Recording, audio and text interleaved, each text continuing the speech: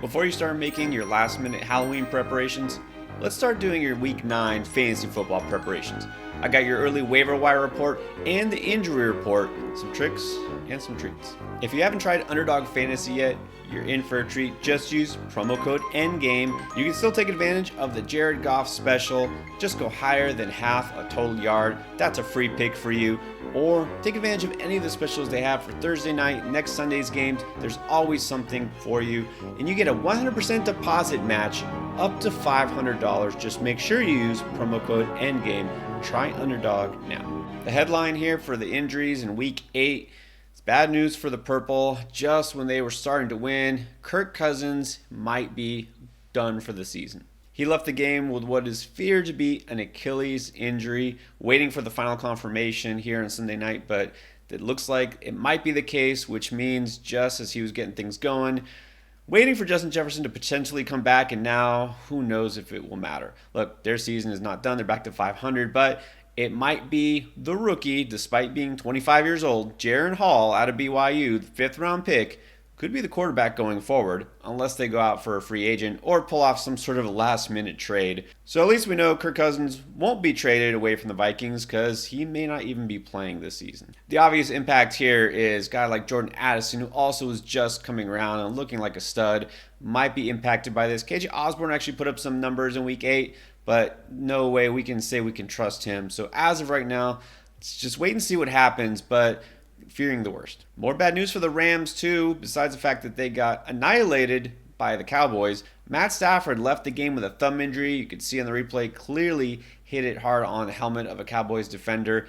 Didn't return, so that means Brett Rippon took over. Now there were already some concerns here because after a hot start to the season, Matt Stafford has cooled a lot, and back-to-back games, again, even before this injury happened, Cooper Kupp had been doing almost nothing. I know it's hard to believe, but even Kupp has barely been a fantasy asset for 2 weeks in a row, and now potentially with a backup quarterback, does that spell trouble? I mean, you're probably still starting him next week, but a guy like Puka Nacua, also very questionable in terms of fantasy relevance. So let's see if Stafford's injury is hopefully just a bruise, something he can play through, or if it's something more serious. And it was Black Sunday for quarterbacks, basically. We got more QB injuries to starters. Kenny Pickett of the Steelers also left the game before halftime. This was a rib injury, and so you know what that means. It was Trubisky time again, and that didn't lead to a Steelers victory. Trubisky is one of the more capable quarterbacks in terms of backups as far as actually being able to put up some yardage and some points. Did get Pickett a touchdown in the second half there, but also threw 2 picks. Kenny Pickett wasn't really even startable in a single quarterback league for fantasy. Trubisky definitely isn't. I think this is okay for the Steelers receivers going forward, but let's see how serious Pickett's injury is. And another rib injury to Tyrod Taylor, who was already the backup for the Giants. This one more serious. He was actually taken to the hospital for evaluation. So with Daniel Jones already out with a neck injury, and I mean, what we're hearing from there is it could be an extended period of time for Jones to be out. Now Taylor potentially out again. We saw third-string quarterback rookie Tommy DeVito. Now, aside from the obvious Danny DeVito jokes, we should just point out that this whole Giants offense has been a joke all season long. And now you're talking about a third-string quarterback who they really didn't even trust to throw the ball. He came in and went 2 for 7 for -1 yard. It was all just screens at the line of scrimmage. If this is who they're rolling out to start next week, with already as bad as this team has been and more injuries, which I'm about to get to, I think we can safely ignore any Giant who's not named Saquon. And just to make things worse, early in the game, Darren Waller with another injury. It was a hamstring. He didn't come back. He didn't do anything. I mean, this is just history repeating itself with Waller. So many injuries over the last couple of years.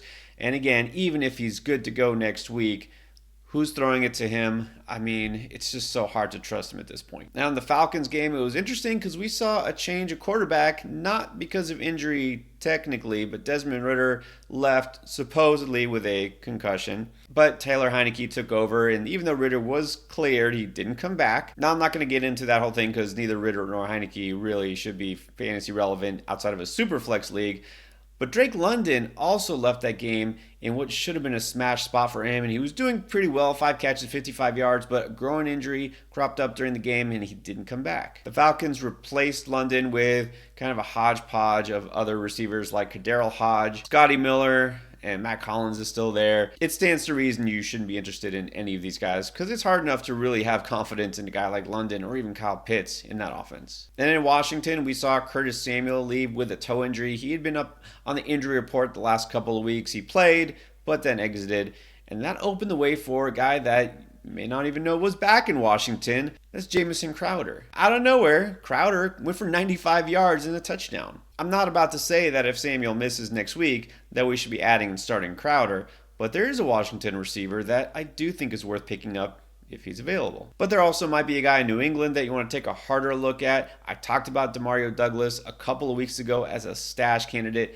Well, now he becomes more interesting because he might have to lead the way in this Patriots passing attack, if you can call it that. Both Kendrick Bourne, who's the leading receiver for the Pats this season, and Devontae Parker left the game with injuries. Bourne with a knee injury. He's getting an MRI, and so going to have to see if this is something serious. And then Parker with a head injury.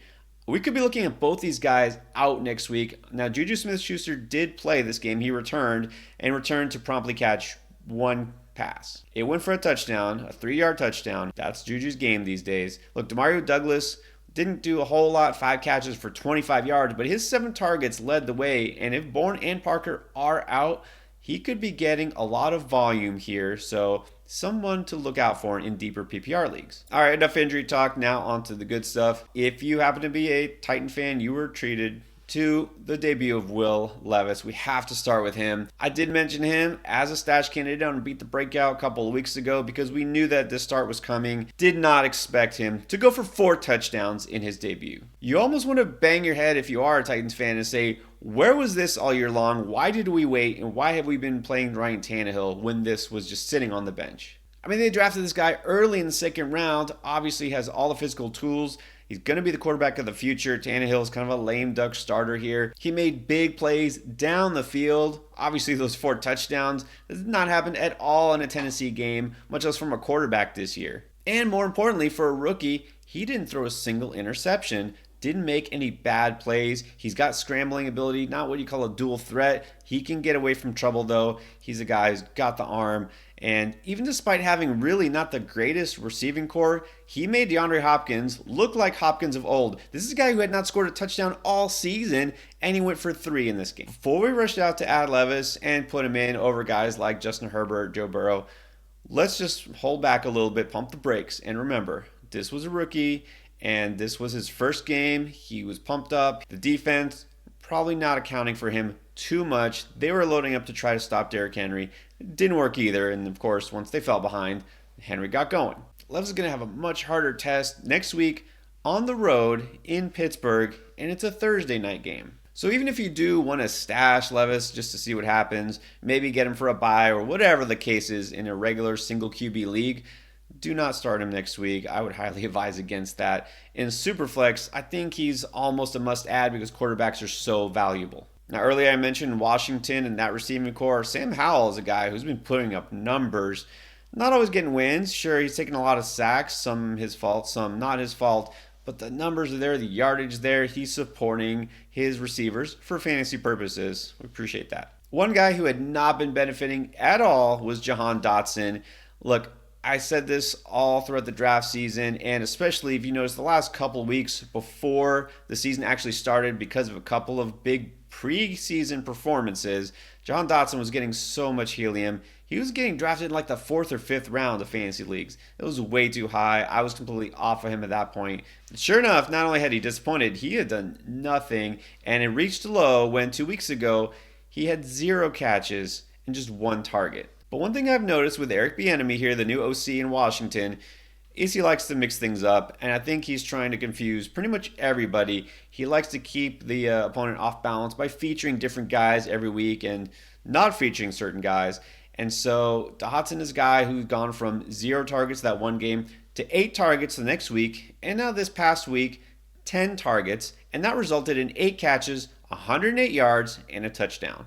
Dotson himself has been inconsistent. It's not just the target share here. I mean, he's had a couple of drops, made some mental mistakes here and there. So it's not just the play calling to blame for his down performance, which is odd because, again, he's such a talented player. He looked so good last year as a rookie and looked great in the exhibition play. So what happened? Who knows? A disconnect somewhere along the way. But maybe now he's finally living up to that potential. And look, he is now available in pretty much half of all fantasy leagues because he had been dropped everywhere. Can't guarantee that he'll be consistent, that this is going to be something that keeps up. But look, if Curtis Samuel does miss time, I'd much rather put stock in Dotson than Jamison Crowder. Dotson is a talented player. This team is still going to have to pass a lot. And look, if they trade away their best defensive pass rushers like Montez Sweat or Chase Young, they might be having to play from behind even more. How about another young receiver who had not lived up to billing thus far, but Khalil Shakir had himself his best game of the season by far, and that was on Thursday night for Buffalo. He went for 92 yards on 6 catches. And again, this was a surprise performance because he'd barely even seen the ball head his way this whole season.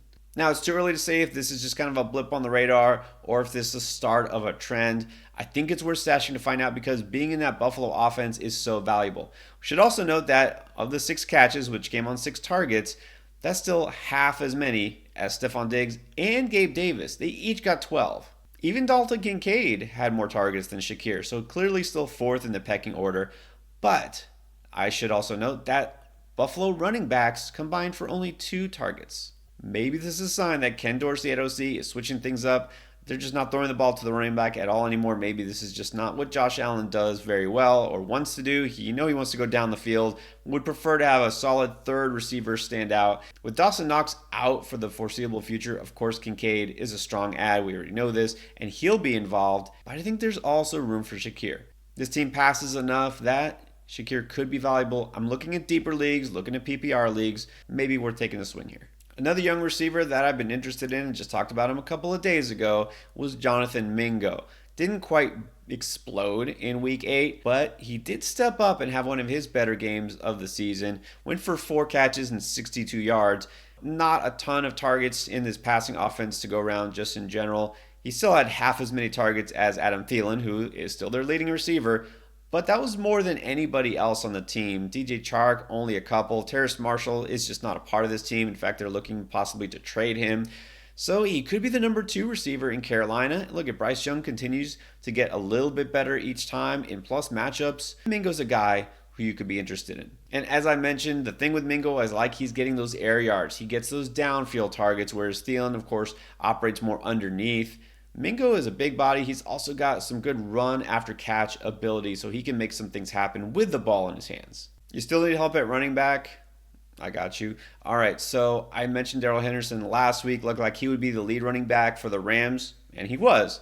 But didn't mention Royce Freeman because it was hard to say whether Henderson would kind of pull away, be significantly better than Freeman. In week 8, what do we see? Henderson was still the lead back, but Freeman, once again, was the more effective back in terms of rushing average. There wasn't a big difference. Henderson just got a couple more touches.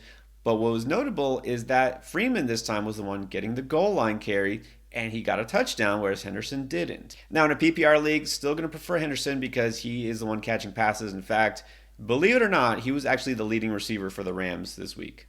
Like, more yards than Cooper Kupp and Puka Nacua. That won't be the case going forward. And yes, Kyren Williams will be back in a couple of weeks. So we're looking for a stopgap here.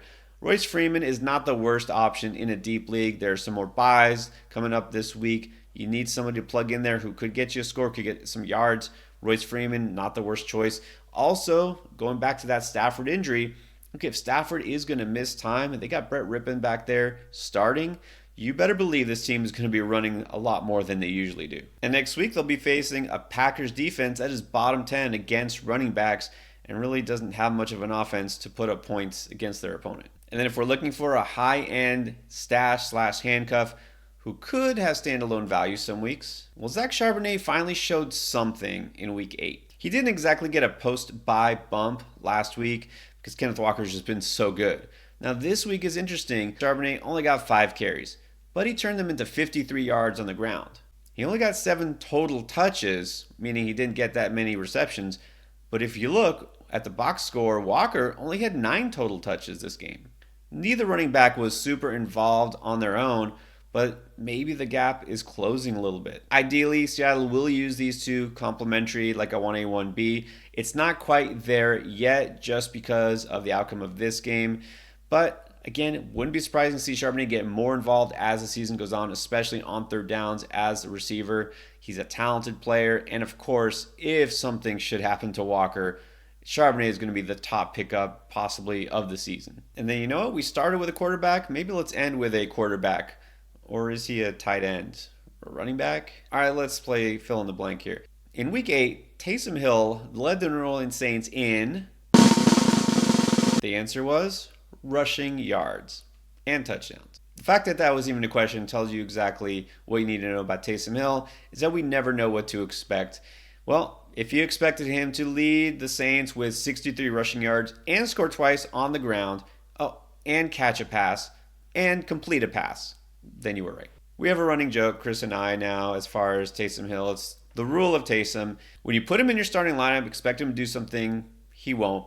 And then when he's on your bench, he'll go off. Well, a lot of people must have benched him this week because he kind of went off. As much as I'd like to just say, you know what, roll him out there if you have no other choice. And I don't think we can ignore now a couple of weeks in a row with consistent production, no matter how he's doing it. For the last 3 games, he has a total of 51 PPR fantasy points. That makes him a top 25 flex play. If he qualifies as a tight end, that makes him basically elite at that position. Not ideal for a quarterback, but if you're in a super flex league and you have some of these players who are injured now, or you're just desperate and you had guys like Josh Dobbs, Kenny Pickett, whatever, you might as well just go with Taysom Hill. And even if you don't feel like you need him, look, at this point, I would just say you got roster space, just put him on your bench, and he's the perfect Swiss Army knife where you have an injury, a bye week, or whatever. Put Taysom Hill in there, and he could get you points. This is just the start of our week 9 coverage for fantasy football. We got start, sit, buy low, everything you need to help you win. Just check out this playlist right here.